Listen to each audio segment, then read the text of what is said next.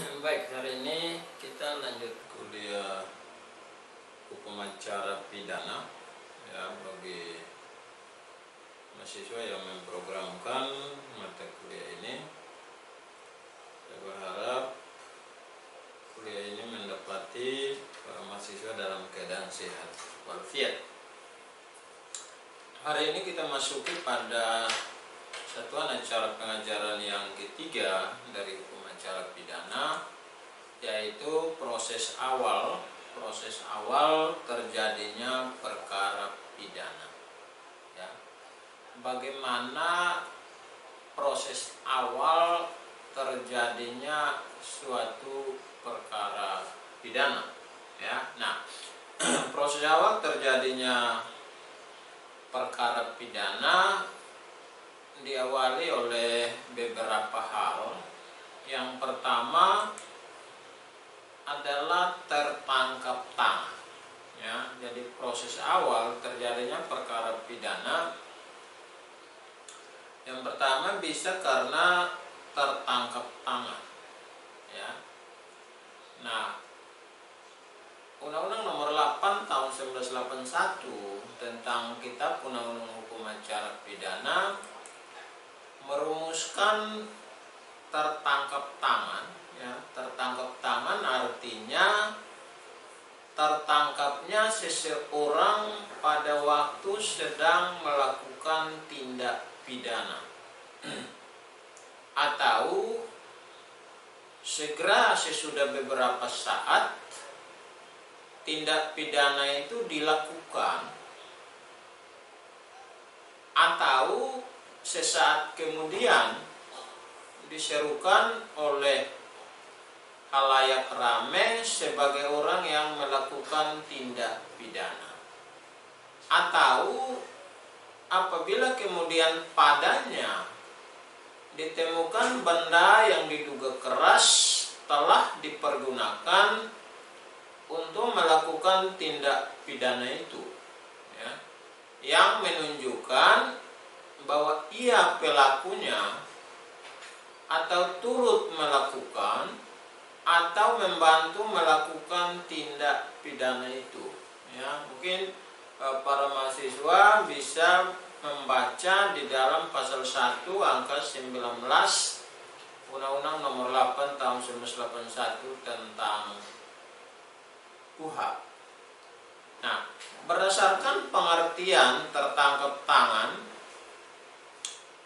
yang dirumuskan oleh Undang-Undang Nomor 8 Tahun 1981, maka dapat dipahami bahwa elemen-elemen atau unsur-unsur yang harus dipenuhi supaya disebut tertangkap tangan.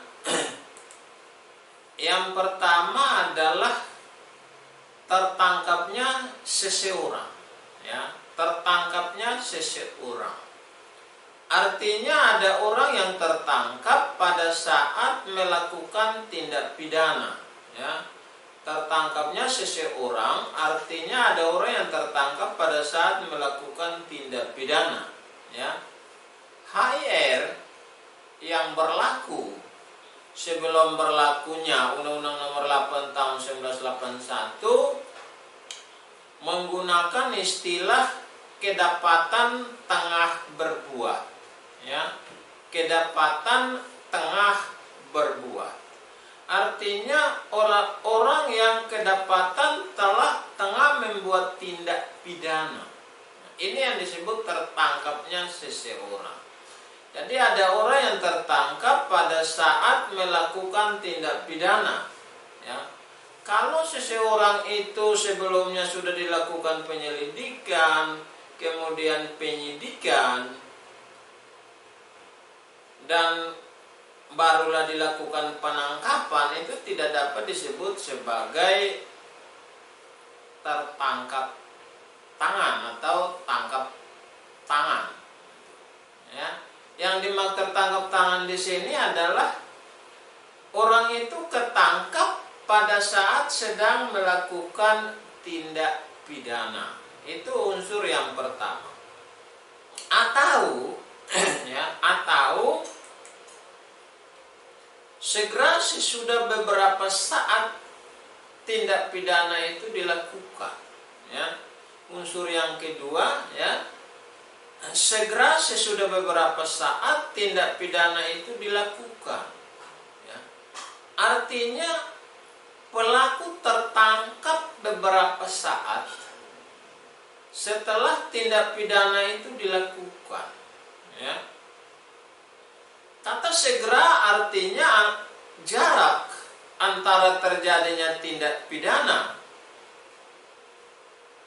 dengan tertangkapnya si pelaku tidak terlalu lama, ya, sehingga tidak ada keraguan-raguan bahwa si yang tertangkap adalah pelakunya.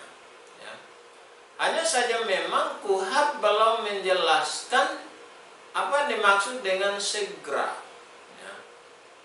Tetapi yang jelas bahwa segera yang dimaksud sini jaraknya itu tidak terlalu lama antara pelaku ditangkap dengan perbuatan yang dilakukan, sehingga segera sesudah beberapa saat tindak pidana dilakukan artinya pelaku telah beberapa saat setelah tindak pidana dilakukan. Jaraknya itu tidak terlalu lama sehingga tidak ada keraguan-raguan bahwa si yang tertangkap adalah pelakunya. Atau yang ketiga, kemungkinan ketiga, sesaat kemudian diserukan oleh halayak ramai sebagai orang yang melakukan tindak pidana. Artinya pelaku saat melakukan tindak pidana dilihat oleh halayak ramai, lalu diserukan sebagai pelakunya, dan ketika melarikan diri ditangkap oleh halayak ramai itu. Ya, misalnya orang yang melakukan pencurian tiba-tiba diteriakin pencuri, akhirnya kemudian dikejar dan ditangkap. Ini yang disebut dengan sesaat kemudian diserukan oleh halayak ramai sebagai orang yang melakukan tindak pidana.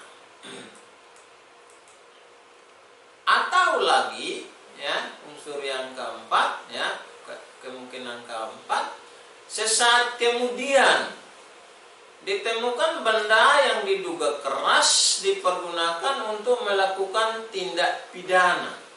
Ya.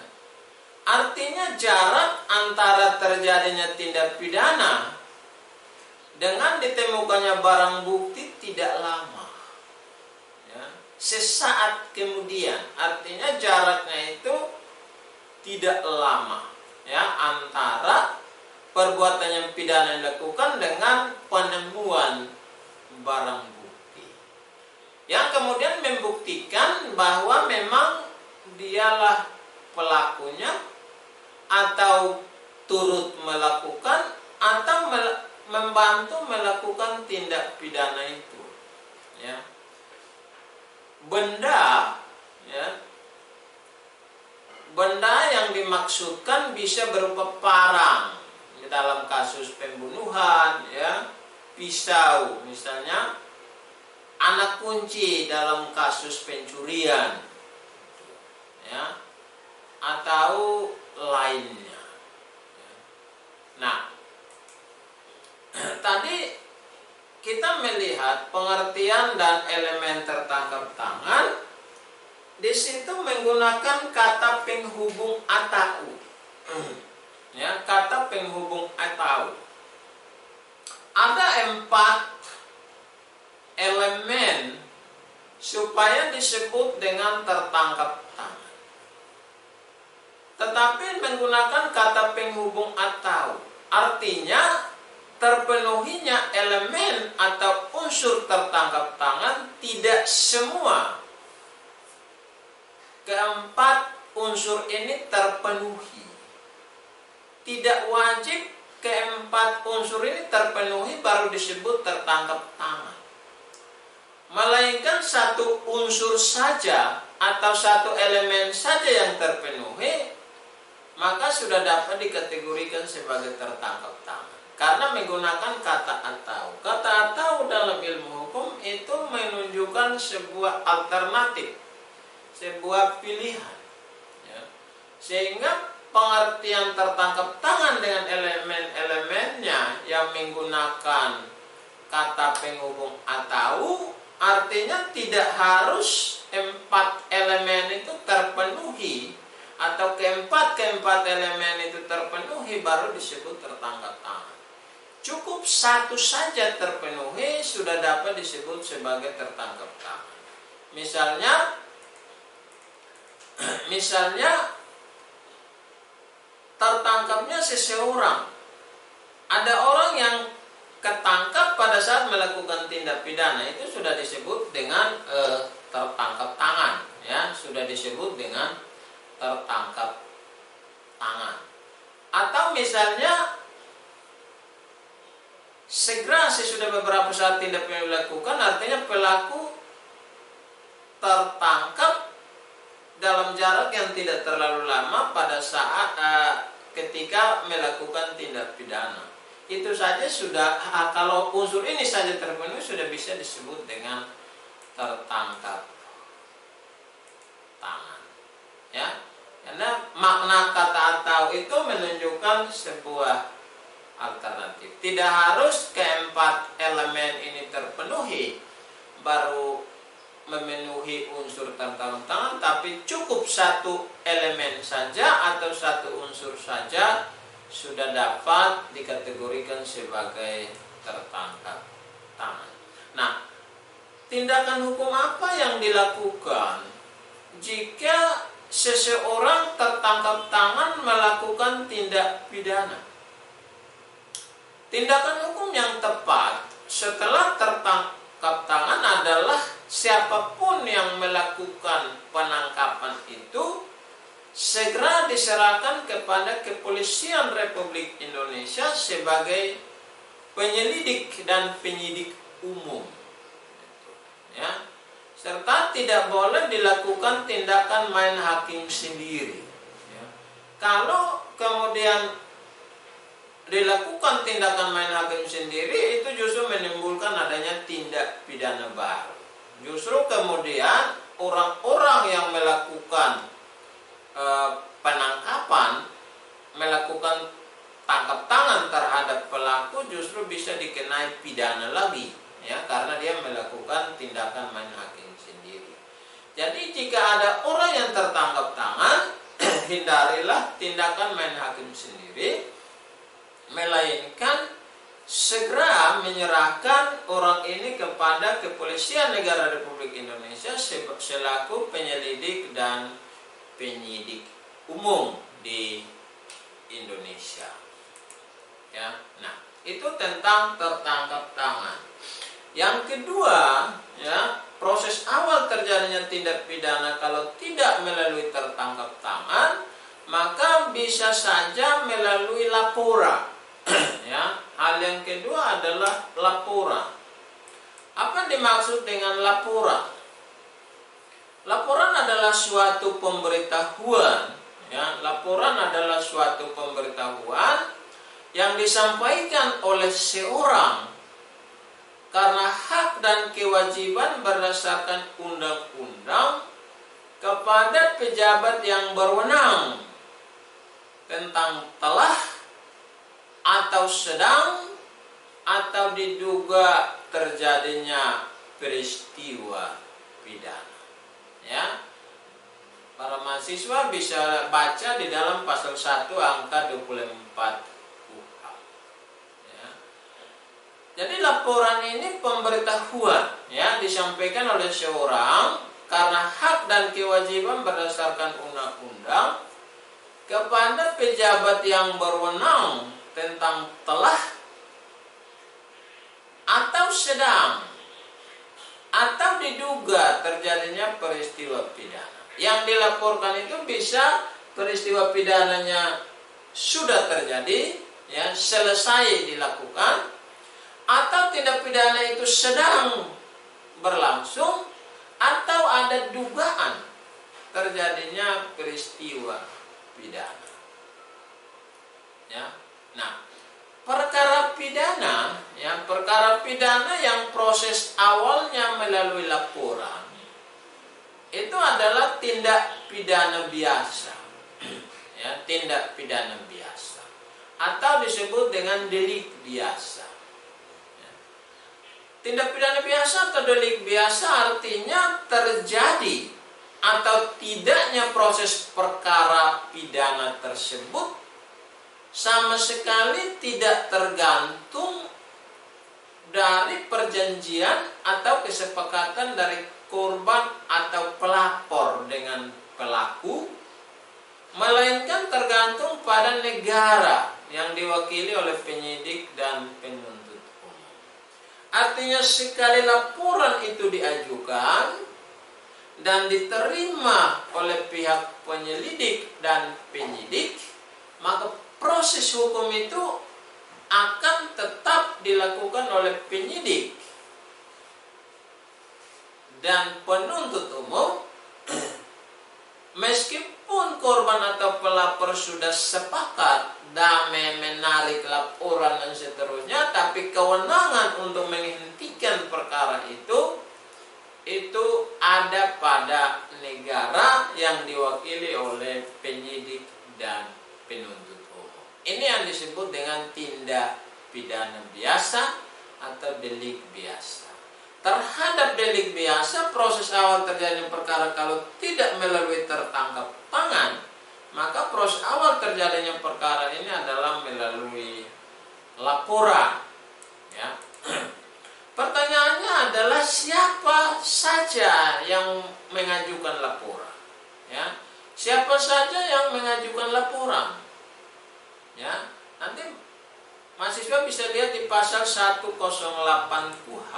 Ya, siapa saja yang mengajukan laporan itu setiap orang. Ya, dikatakan setiap orang yang mengetahui, mengalami, mendengar atau melihat dugaan peristiwa pidana. Ya. Orang yang mendengar, melihat atau mengetahui dugaan sebuah peristiwa pidana itu disebut saksi. Ya. Jadi orang yang menyaksikan peristiwa pidana itu, apakah menyaksikan itu dengan mengetahui? Mengetahui dimaksud di sini bisa saja seorang anggota polisi intelijen yang memantau suatu peristiwa dan kemudian menemukan bukti permulaan ini peristiwa pidana, maka dia bisa mengajukan laporan. Ya, diduga seseorang membawa obat-obat terlarang, kemudian orang ini dipantau. Ya, dan kemudian ditemukan bukti yang cukup, maka dilaporkan. Ini mengetahui. Bisa saja mendengar terjadinya peristiwa pidana atau melihat terjadinya peristiwa pidana. Inilah yang disebut dengan saksi. Sedangkan orang yang mengalami peristiwa pidana disebut korban atau saksi korban. Dia juga saksi, tetapi dia adalah korban dari peristiwa pidana. Sehingga ditanya siapa saja yang mengajukan laporan, jawabannya adalah setiap orang yang mengetahui, mengalami, mendengar, atau melihat dugaan terjadinya peristiwa pidana.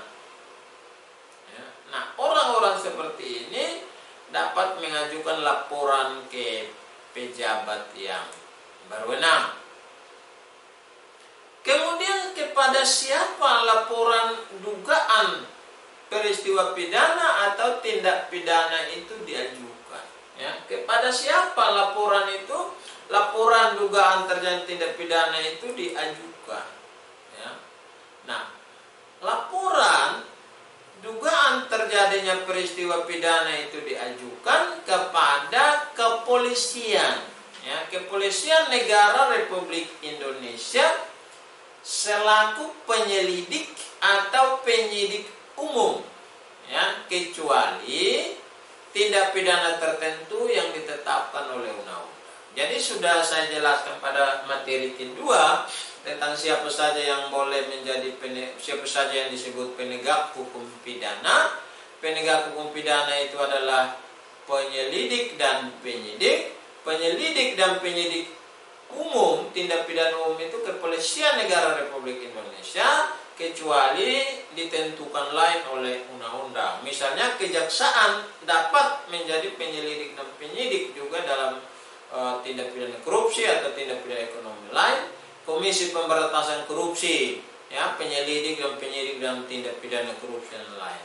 Jadi untuk tindak pidana tertentu bisa saja laporan ini diajukan kepada Kejaksaan Negara Republik Indonesia atau Komisi Pemberantasan Korupsi kalau tindak pidana itu adalah tindak pidana korupsi atau mungkin tindak pidana lain. Ya, jadi kecuali ditentukan lain oleh undang-undang. Kalau tidak ditentukan lain oleh undang-undang, maka penyelidik atau penyidik itu adalah Kepolisian Negara Republik Indonesia. Sehingga kepada siapa laporan itu, laporan dugaan terjadi peristiwa pidana diajukan, jawabannya adalah diajukan kepada Kepolisian Negara Republik Indonesia selaku penyelidik atau penyidik umum, ya, kecuali di tindak pidana tertentu yang ditetapkan oleh undang-undang. Nah, Kepolisian Negara Republik Indonesia ini memiliki banyak bagian, ya, ada bagian sabara, ya, ada Densus, ada banyak, ya, ada bagian-bagian dari kepolisian, ya. Nah, ke bagian mana laporan itu diajukan? Ke bagian atau kesatuan mana dari kepolisian yang menerima laporan, ya? Itu sesuai dengan pasal 3 Peraturan Kapolri nomor 6 tahun 2019 tentang penyidikan tindak pidana, ya. Maka bagian atau kesatuan dari kepolisian menerima laporan dugaan terjadinya tindak pidana adalah kalau di Mabes Polri, Markas Besar Kepolisian Republik Indonesia di Jakarta, kalau laporan itu diajukan di Markas Besar Kepolisian Negara Republik Indonesia di Jakarta, maka laporan itu diajukan kepada bagian Satker, ya, Satker Pengembangan Fungsi Penyidikan, ya. Jadi sekali lagi, kalau laporan itu diajukan ke Mabes Polri, maka bagian yang menerima laporan itu, ya, atau laporan itu diajukan ke bagian Satker, ya, Satuan Kerja Pengembangan Fungsi Penyidikan. Atau kalau laporan itu diajukan ke Polda, ya, Kepolisian Daerah, ya, Kepolisian Daerah atau Polda di tingkat provinsi, maka laporan itu diajukan ke bagian SPKT, Sentral Pelayanan Kepolisian Terpadu, ya, Sentral Pelayanan Kepolisian di bagian Polda. Demikian juga kalau misalnya laporan itu diajukan ke kepolisian di tingkat Polres, ya, kepolisian resort tingkat kabupaten kota, atau kepolisian sektor di tingkat kecamatan, maka laporan itu diajukan ke Sentral Pelayanan Kepolisian tingkat Polres atau Polsek, ya, SPK. Jadi sekali lagi, kemana laporan itu diajukan? Laporan itu diajukan kepada Kepolisian Negara Republik Indonesia selaku penyelidik atau penyidik tindak pidana umum, kecuali yang ditentukan lain oleh undang-undang.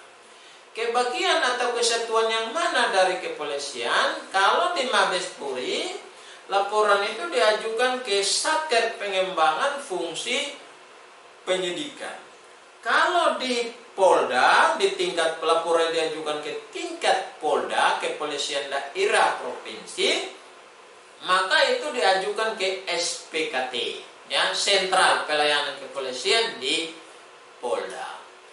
Kalau laporan itu diajukan di Polres atau Polsek, maka laporan itu diajukan ke Sentral Pelayanan Kepolisian, ya, SPK, Polres atau Polsek. Ya, ini menurut peraturan Kapolri nomor 6 tahun 2019 pasal 3. Mahasiswa bisa mencari peraturan Kapolri ini untuk baca. Nah, bagaimana prosesnya? Ya, proses lebih lanjut, ya, setelah Satker Pengembangan Fungsi Penyidikan di Mabes Polri atau SPKT di Polda atau SPK di tingkat Polres atau Polsek menerima laporan dugaan terjadi peristiwa pidana, maka Satker Pengembangan Fungsi Penyidikan pada Mabes Polri atau SPKT pada tingkat Polda atau SPK pada tingkat Polres atau Polsek melakukan kajian awal. Selanjutnya membuat, ya, penerima laporan pada 3 kesatuan ini, ya, apakah itu di Mabes berarti Satker Pengembangan Fungsi Penyidikan, kalau di tingkat Polda itu SPKT, di tingkat Polres dan Polsek itu adalah SPK. Petugas penerima laporan setelah melakukan kajian awal, maka yang dibuat itu adalah membuat tanda terima laporan. Tanda terima laporan ini diserahkan kepada pelapor atau pemberi laporan. Kemudian laporan polisi, ya, membuat tanda terima laporan, kemudian polisi, ya, kepolisian, anggota Polri yang menerima laporan ini membuat laporan polisi. Laporan polisi ini memuat nomor sebagai registrasi penyidikan, uraian singkat peristiwa yang dilaporkan, dan kemudian ditandatangani, ya, ditandatangani oleh kepolisian yang bersangkutan, ya. Nah, laporan polisi, ya, laporan polisi yang dibuat oleh Satuan Kerja Pengembangan Fungsi Penyidikan pada Mabes Polri atau dibuat oleh SPKT Polda atau dibuat oleh SPK Polres atau Polsek itu terdiri dari 2 jenis laporan. Laporan polisi model A. Jenis yang pertama adalah laporan polisi model A, ya, yakni laporan polisi yang dibuat oleh anggota Polri yang mengalami, mengetahui atau menemukan langsung peristiwa yang terjadi. Jadi laporan polisi model A ini biasanya diajukan langsung oleh anggota Polri, atau kalau tindak pidana tertentu, misalnya di kejaksaan, ini dibuat oleh pihak intelijen kejaksaan.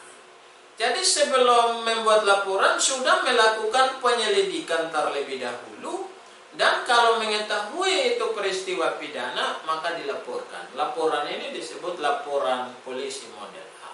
Misalnya di dalam penangkapan terhadap seorang yang terlibat obat-obat terlarang, ya. Ini sebelum dilapor, pihak intelijen kepolisian itu melakukan membuntuti, ya, atau mengikuti, ya, mengawasi orang ini, dan kemudian ditemukan bukti yang cukup, maka dia melakukan laporan, membuat laporan polisi. Inilah disebut laporan polisi model A. Dibuat oleh anggota Polri yang mengalami, mengetahui atau menemukan langsung peristiwa yang terjadi. Kemudian yang kedua adalah laporan polisi model B, yakni laporan polisi yang dibuat oleh anggota Polri atas laporan yang diterima oleh masyarakat. Jadi laporan polisi ini prinsipnya dibuat oleh anggota Polri yang model A itu, ya, dibuat oleh anggota Polri yang memang mengalami, mengetahui atau menemukan langsung peristiwa yang terjadi. dan laporan polisi model B, yakni laporan polisi yang dibuat oleh anggota Polri tetapi pelapornya itu diterima oleh masyarakat. Jadi masyarakat yang melapor, maka laporan polisi dibuat polisi, tapi itu disebut laporan polisi model B. Kalau polisi yang langsung melapor dan dia tahu tentang peristiwa itu disebut laporan polisi model A. Nah, setelah dibuatnya laporan polisi, ya, maka penyidik atau penyidik pembantu yang bertugas mewawancarai pelapor kemudian meneruskan laporan polisi dan berita acara wawancara dari pelapor kepada, kalau laporan itu diterima di Mabes Polri, ya, maka laporan polisi yang telah dibuat, apakah itu model A atau model B, disertai dengan hasil wawancara atau hasil pemeriksaan kepada pelapor, itu diteruskan kepada pejabat pengemban fungsi pembinaan operasional penyidikan.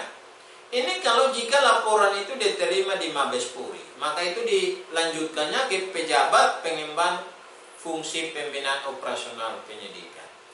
Tetapi kalau laporan itu diterima di Polda, maka laporan polisi beserta dengan hasil wawancara terhadap pelapor itu diserahkan ke Direktur Reserse Kriminal, ya, kalau itu diterima di SPKT Polda.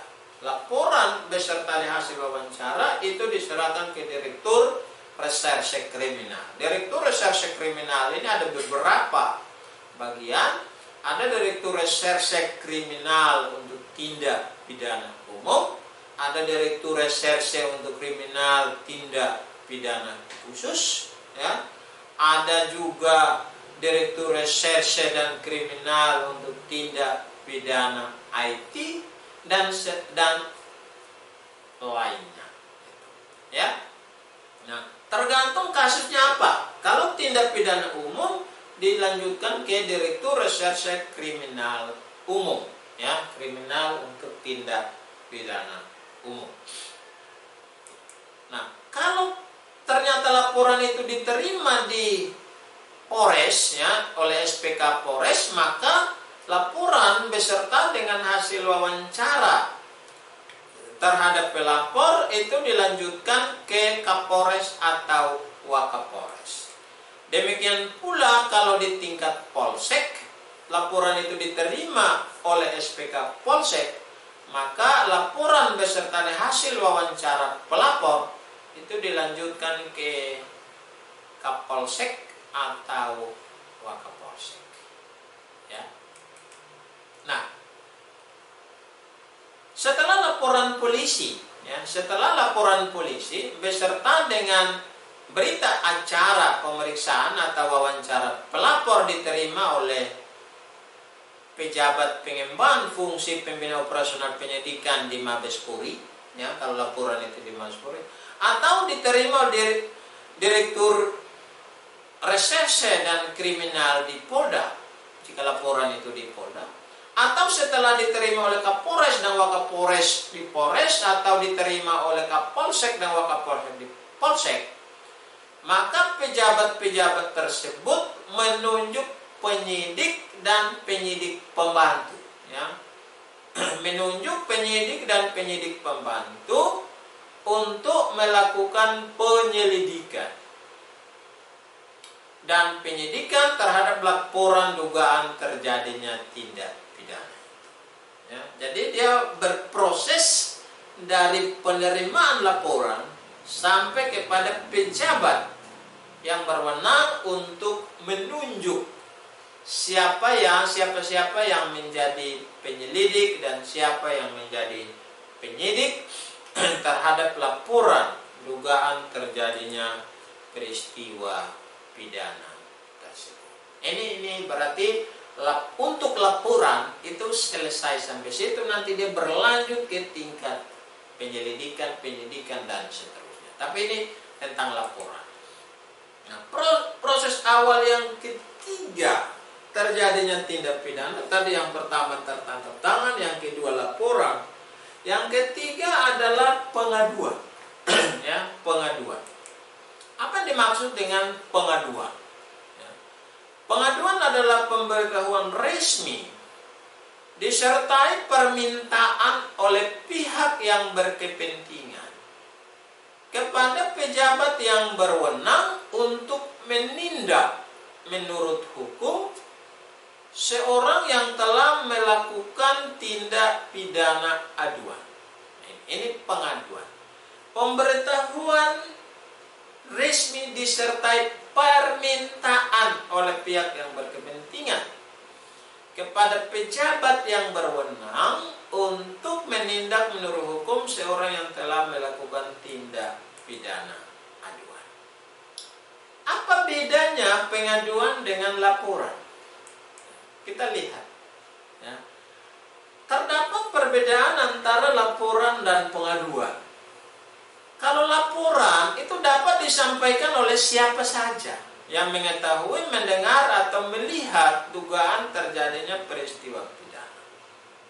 Sedangkan pengaduan hanya dapat disampaikan oleh pihak yang merasa dirugikan dari dugaan peristiwa pidana itu. Jadi yang boleh mengadu itu adalah pihak yang merasa dirugikan. Kalau pihak itu tidak merasa dirugikan, bukan pihak yang dirugikan secara langsung, ini pengaduan ini tidak dapat diterima. Mungkin diterima hanya untuk pengamanan, tetapi harus diajukan oleh pihak yang berkepentingan.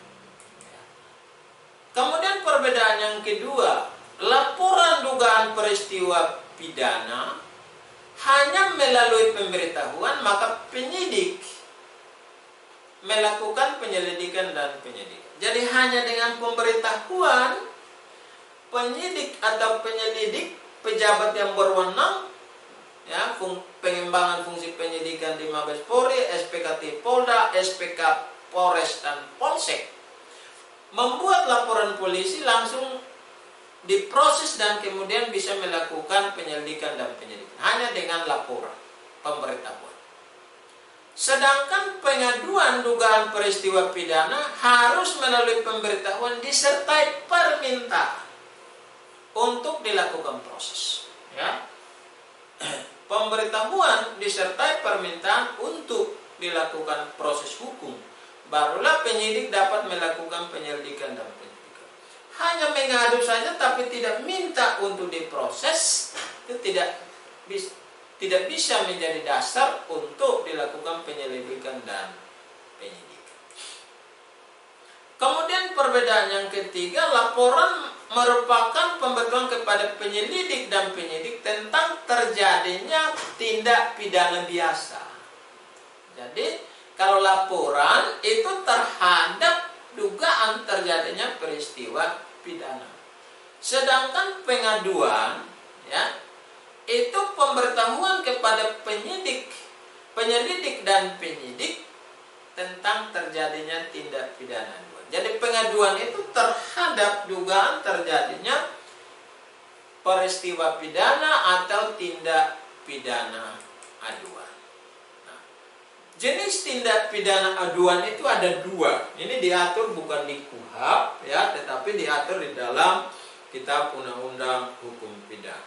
Saya pastikan pada kuliah hukum pidana mahasiswa sudah mengetahui ini, tetapi saya perlu menjelaskan kembali, ya, supaya kita ingat kembali.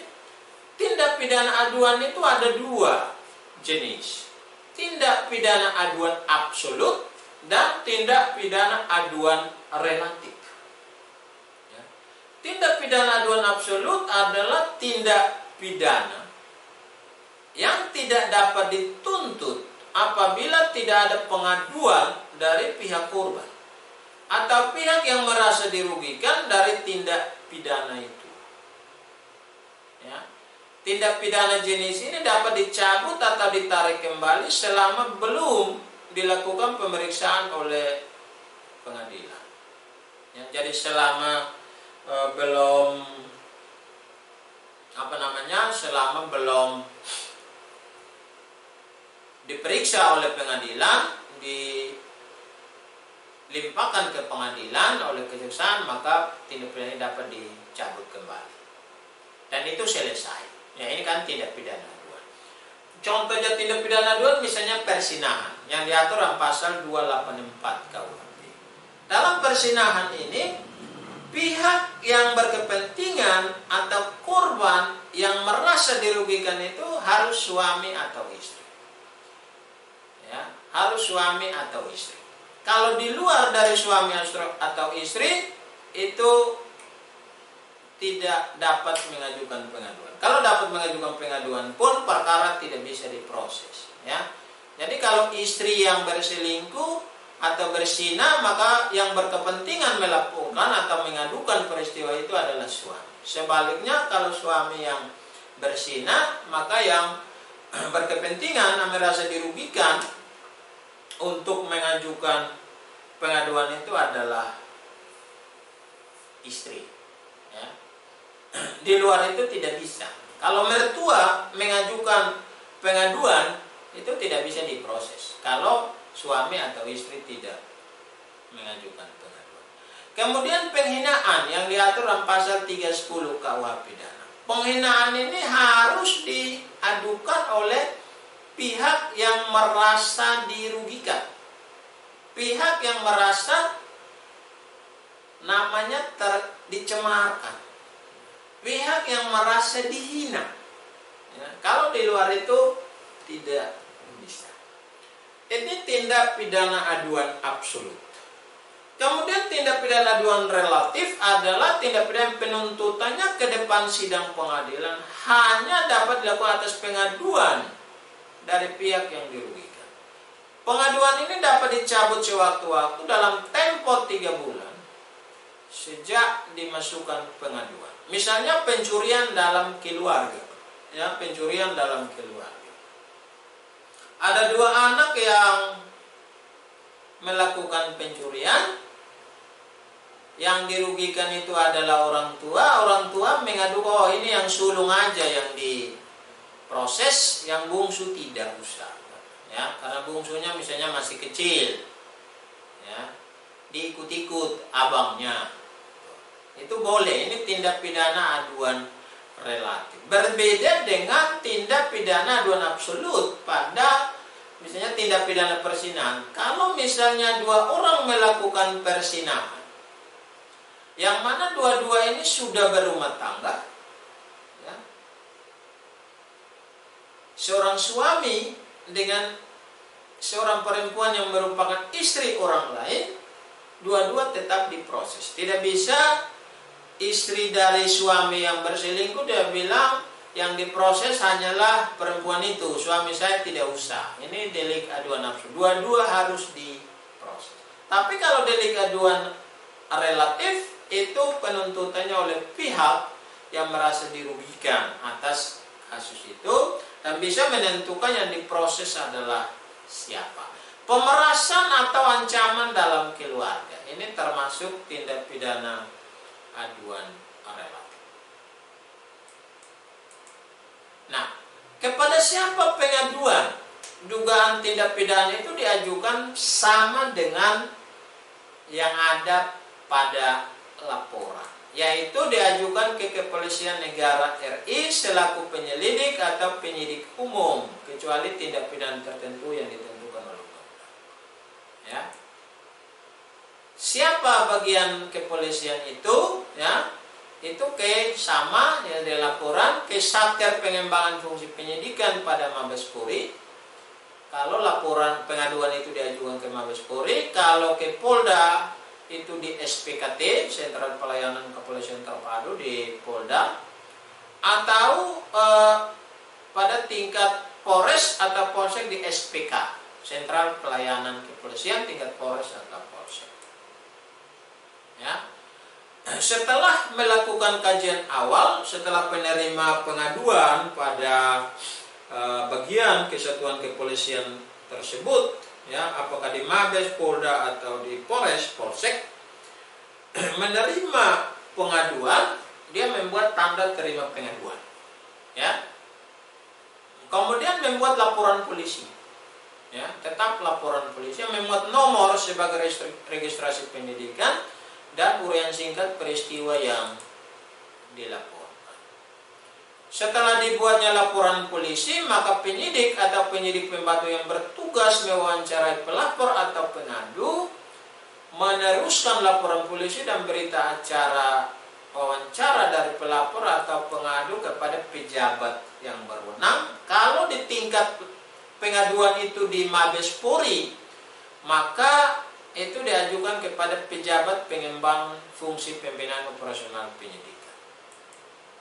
Kalau di tingkat Polda, ya, laporan pengaduan itu diterima di tingkat Polda, maka itu laporan polisi beserta dengan berita acara wawancara pengadu itu diserahkan ke Direktur Reserse dan Kriminal di Polda.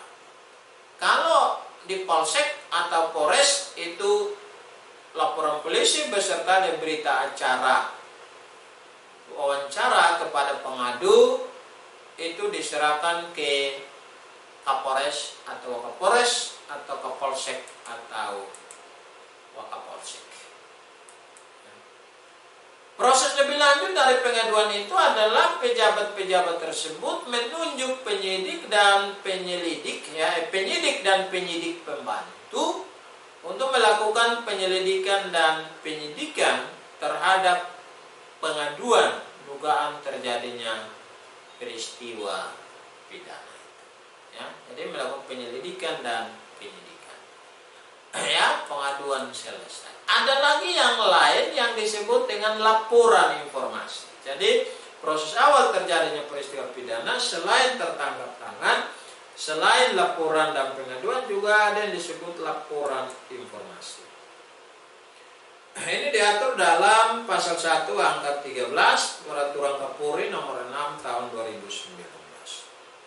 Laporan informasi adalah informasi tentang suatu peristiwa dari masyarakat atau yang diketahui sendiri oleh penyelidik dan penyidik untuk dilakukan penyelidikan guna mengetahui apakah peristiwa tersebut merupakan peristiwa pidana atau bukan peristiwa pidana. Jadi laporan informasi ini diketahui sendiri oleh penyelidik dan penyidik langsung tanpa laporan itu bisa langsung melakukan penyelidikan, dan jika ditemukan bukti yang cukup maka dibuatlah laporan polisi. Laporan polisi yang dibuat dari laporan informasi ini laporan polisi model A. Ya, ini yang diatur dalam peraturan Kapolri. Misalnya pihak kepolisian atau misalnya kejaksaan atau yang berwenang KPK misalnya membaca di media, ya, media elektronik atau media media lain bahwa ada tindak pidana korupsi. Tanpa laporan langsung melakukan penyelidikan, dan kalau ada bukti yang mengarah ke bahwa peristiwa itu adalah peristiwa pidana, maka barulah dibuat laporan polisi. Ini yang disebut dengan laporan informasi. Jadi laporan informasi sebagai proses awal terjadinya perkara pidana berlaku bagi tindak pidana biasa. Ya. Tidak berlaku bagi tindak pidana aduan, sebab kalau tindak pidana aduan itu dibutuhkan tindakan ya, kalau tidak berlaku tindak pidana aduan, sebab kalau tindak pidana aduan itu tidak dibutuhkan tindakan aktif dari penyelidik, tetapi tindakan aktif penyelidik itu adalah pada tindak pidana biasa. Tindak pidana aduan itu terjadi kalau ada pengaduan. Kalau tidak ada dasar pengaduan, itu tidak dapat dilakukan penyelidikan atau proses hukum lebih lanjut. Ya. Jadi ini berlaku terhadap tindak pidana biasa. Ini 4 hal, ya, yang menjadi proses awal terjadinya perkara pidana. Nah, Bedanya dengan laporan adalah berdasarkan laporan informasi, maka penyelidik dapat melakukan penyelidikan terlebih dahulu, ya, sebelum dibuat laporan polisi.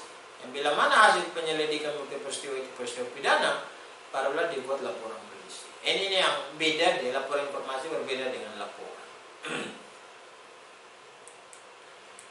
Nah, sekarang kita masuk sub 4 ya. Sub 4 ini hanya sebagian yang dijelaskan. Sub 4 itu penyelidikan dan penyidikan. Ya. Kita lihat penyelidikan. Apa yang dimaksud dengan penyelidikan? Ya. Penyelidikan adalah serangkaian tindakan penyelidik untuk mencari dan menemukan suatu peristiwa yang diduga sebagai tindak pidana, guna menentukan dapat atau tidaknya dilakukan penyidikan menurut cara yang diatur dalam undang-undang. Mahasiswa bisa lihat di dalam pasal 1 Kitab Undang-Undang Hukum Acara Pidana atau Undang-Undang Nomor 8 Tahun 1991. Serangkaian tindakan penyelidik untuk mencari dan menemukan suatu peristiwa yang diduga sebagai tindak pidana, guna menentukan dapat atau tidaknya dilakukan penyidikan menurut cara yang diatur dalam undang-undang. Dengan demikian, maka hal yang dicari dan ditentukan oleh penyelidik dalam penyelidikan adalah suatu peristiwa. Yang dicari itu adalah peristiwa, dan yang ditentukan itu adalah apakah peristiwa itu merupakan tindak pidana atau bukan tindak pidana. Itu penyelidikan. Nah, apabila hasil penyelidikan menunjukkan bahwa peristiwa itu adalah tindak pidana, maka diproses lebih lanjut ke tingkat penyidikan. Sedangkan jika bukan tindak pidana, maka dihentikan penyelidikan. Ya. Misalnya suatu saat ditemukan ada orang yang meninggal dunia. Berarti peristiwanya adalah ada orang yang meninggal. Yang perlu ditentukan adalah apakah meninggalnya itu karena kejahatan atau meninggalnya itu meninggal secara wajar. Ini yang dilakukan dalam sebuah penyelidikan. Jadi yang dicari adalah peristiwanya. Dasar untuk melakukan penyelidikan, ya, dasar melakukan penyelidikan itu adalah laporan dan atau pengaduan dan atau laporan informasi.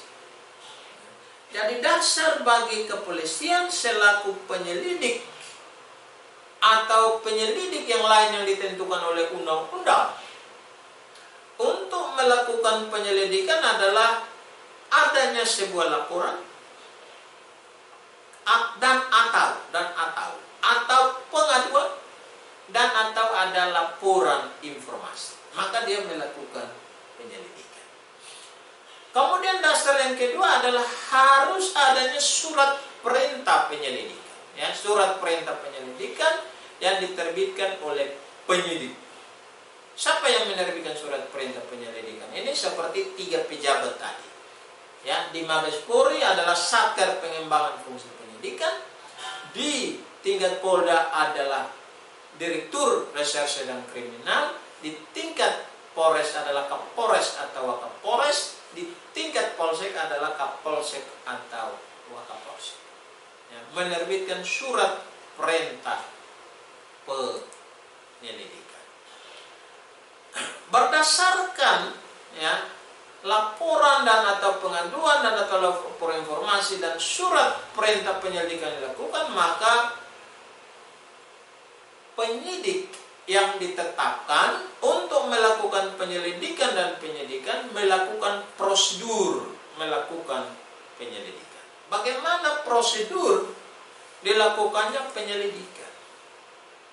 Prosedur untuk melakukan penyelidikan dilakukan melalui beberapa tahap. Tahap yang pertama di dalam melakukan penyelidikan adalah membuat rencana penyelidikan. Ya. Jadi prosedur untuk melakukan penyelidikan suatu peristiwa, apakah peristiwa itu pidana atau bukan, itu adalah membuat rencana penyelidikan. Rencana penyelidikan ini memuat tentang surat perintah penyelidikan, ya. Untuk membuat rencana harus menerbitkan surat perintah penyelidikan. Kemudian jumlah dan identitas penyidik atau penyelidik. Ya, dalam itu dimuat, ya, surat perintah itu memuat jumlah dan identitas penyidik dan penyelidik, objek, sasaran, dan target hasil penyelidikan. Ini dimuat dalam rencana penyelidikan. Kegiatan dan metode dalam penyelidikan. Peralatan dan perlengkapan yang diperlukan dalam penyelidikan. Waktu yang diperlukan dan kebutuhan anggaran. Ini dibuat dalam rencana penyelidikan. Hal-hal yang dimuat dalam suatu rencana penyelidikan. Kemudian setelah rencana penyelidikan itu dibuat, maka hal yang kedua adalah menentukan sasaran penyelidikan. Ya. Penentuan sasaran penyelidikan itu tergantung kasusnya apa. Ya. Tetapi dalam menentukan sasaran penyelidikan itu meliputi sasarannya itu bisa sasarannya orang atau juga bisa sasarannya benda atau barang, dan atau sasarannya tempat dan atau peristiwa atau kejadian dan atau kegiatan. Jadi sasaran penyelidikan itu bisa meliputi orang dan atau benda atau barang, dan atau tempat, dan atau peristiwa atau kejadian, dan atau kegiatan. Ini yang menjadi sasaran penyelidikan. Ya. Kemudian setelah melakukan rencana penyelidikan, menentukan sasaran penyelidikan, maka tahap yang ketiga adalah melakukan kegiatan penyelidikan. Ya. Nah, dalam melakukan kegiatan penyelidikan dapat dilakukan dengan cara pertama itu biasanya pengolahan tempat kejadian perkara. Apa itu tempat kejadian perkara? Tempat kejadian perkara adalah tempat suatu tindak pidana dilakukan atau terjadi, dan tempat lain di mana korban dan atau barang bukti dan atau saksi dan atau pelaku yang berhubungan dengan tindak pidana itu. Pengolahan TKP, ya, tempat kejadian perkara. Jadi ini menggunakan dan atau, artinya bisa semua, ya, bisa semua yang disebutkan suatu tempat suatu tindak pidana dilakukan atau terjadi, atau tempat lain di mana korban atau barang bukti dan atau saksi dan atau pelaku yang berhubungan dengan tindak pidana itu. Ada pakai dan atau. Dan arti kumulatif. Semua itu dapat dilakukan oleh penyelidik, atau cukup satu saja yang dilakukan oleh penyelidik, bergantung pada sasaran dari penyelidikan itu. Ya, jadi kegiatan yang pertama itu melakukan pengolahan tempat kejadian perkara. Yang kedua adalah melakukan pengamatan atau observasi, ya, dan atau pengamatan atau observasi.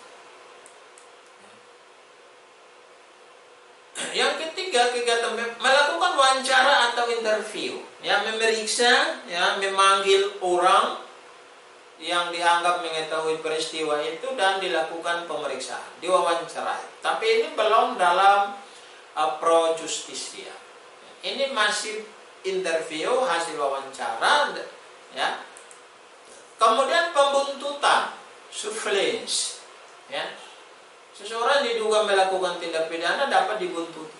Ya. Orang yang diduga membawa senjata api itu dibuntuti. Ya. Kemana dibuntuti? Atau membawa obat-obat terlarang dibuntuti. Sampai dengan diketahui. Ini proses penyelidikan. Kemudian penyamaran, undercover. Ya. Menyamar. Ya. Pembelian terselubung, undercover buy. Jadi misalnya mengetahui ada pengedaran obat terlarang, seorang penyelidik seolah-olah melakukan pembelian pembelian pada orang. Setelah beli dia bisa tangkap, baru bisa melakukan penangkapan. Jadi pembelian terselubung. Penyerahan di bawah tangan, pelacakan dan atau penelitian dan analisis dokumen. Lagi-lagi kata penghubungnya dan atau artinya bisa semua kegiatan itu dilakukan atau cukup satu atau dua kegiatan dilakukan di dalam penyelidikan itu. Bergantung pada kasus atau sasaran yang menjadi penyelidikan itu apa. Ya, ini melakukan kegiatan penyelidikan.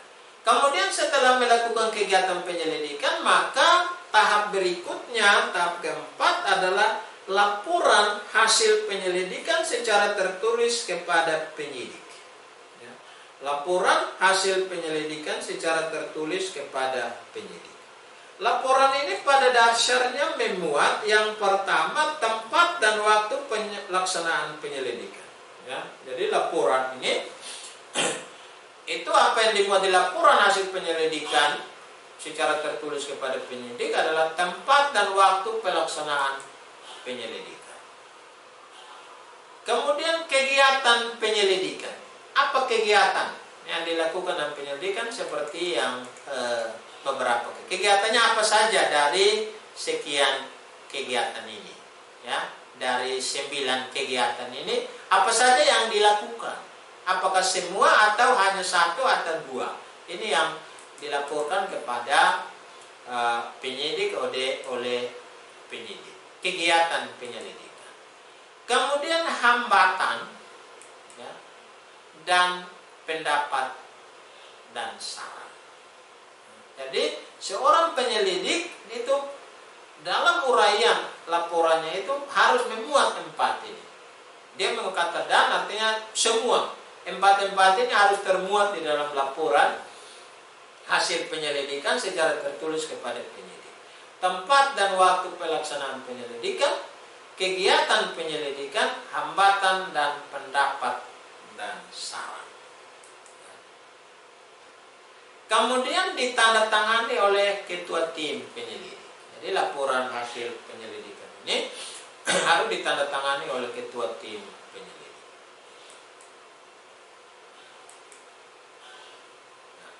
Setelah laporan hasil penyelidikan secara tertulis kepada penyelidik, maka berdasarkan laporan hasil penyelidikan tersebut dilakukanlah gelar atau ekspos hasil penyelidikan, ya, atau digelar perkara. Di kepolisian disebut gelar perkara, di kejaksaan disebut ekspos perkara. Ya, itu yang dimaksud adalah gelar atau ekspor hasil penyelidikan, ya, berdasarkan laporan. Jadi membuat proses penyelidikan itu dia membuat rencana penyelidikan, menentukan sasaran penyelidikan, ya, kemudian melakukan kegiatan penyelidikan, laporan hasil penyelidikan dan gelar atau ekspos hasil penyelidikan. Di dalam gelar atau ekspos hasil penyelidikan ini dimaksudkan untuk menentukan tindak pidana peristiwa itu adalah tindak pidana atau bukan tindak pidana. Menentukan tindak pidana, menentukan peristiwa itu adalah tindak pidana atau bukan tindak pidana. Sehingga di dalam gelar atau ekspos hasil penyelidikan nanti diperoleh 3 kemungkinan dari keputusan hasil gelar atau ekspos perkara. Yang pertama, peristiwa itu adalah tindak pidana dan dilanjutkan ke tahap penyidikan. Itu pertama.